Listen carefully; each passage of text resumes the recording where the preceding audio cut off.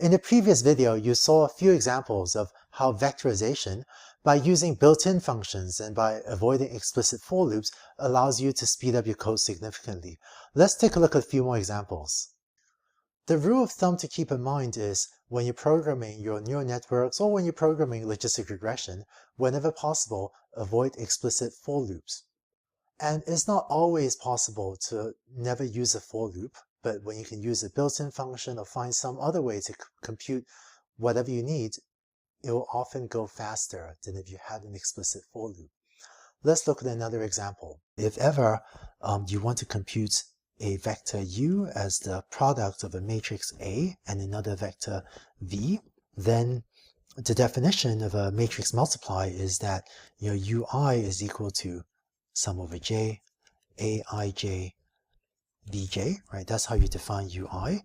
And so the non-vectorized implementation of this would be, to set u equals np dot zeros, maybe n by 1, and then, for I and so on, for j and so on, right? And then ui plus equals, aij times bj. So now this has two for loops looping over both I and j. So that's the non-vectorized version. The vectorized implementation would be to say u equals np dot a comma v. And the implementation on the right, the vectorized version, now eliminates two different for loops and it's going to be way faster. Let's go through one more example. Let's say you already have a vector v in memory and you want to apply the exponential operation on every element of, say, this vector v. So you compute u equals, a vector that's e to the v1, e to the v2, and so on down to e to the vn. So this would be a non-vectorized implementation, right? Which is that first you initialize u to a vector of zeros, and then you have a for loop that computes the elements one at a time.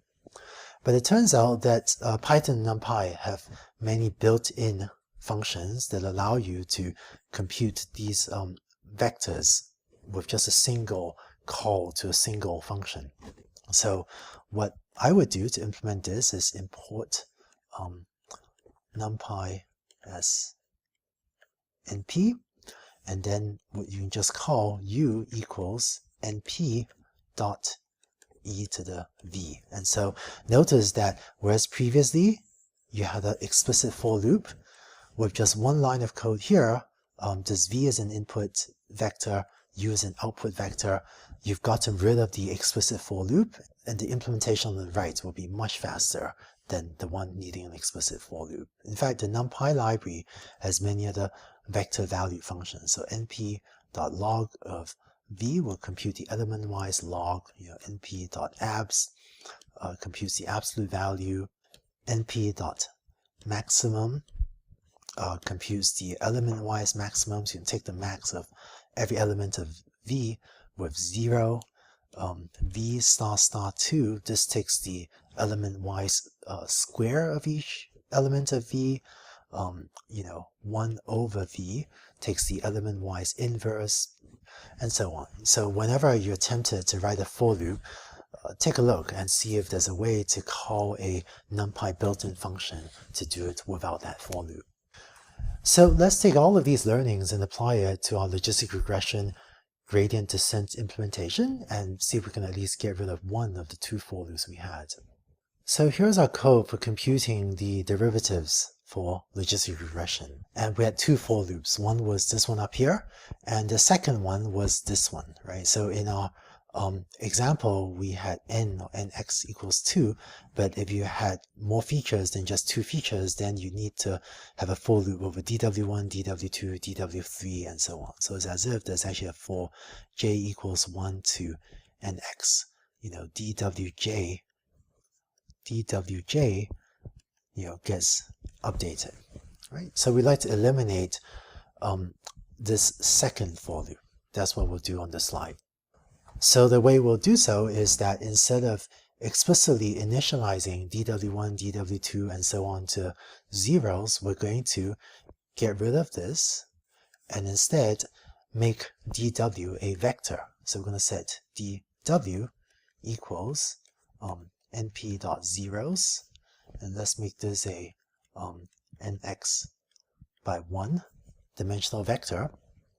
Then here, instead of this for loop over the individual components, we just use this vector value operation, dw plus equals xi times dzi.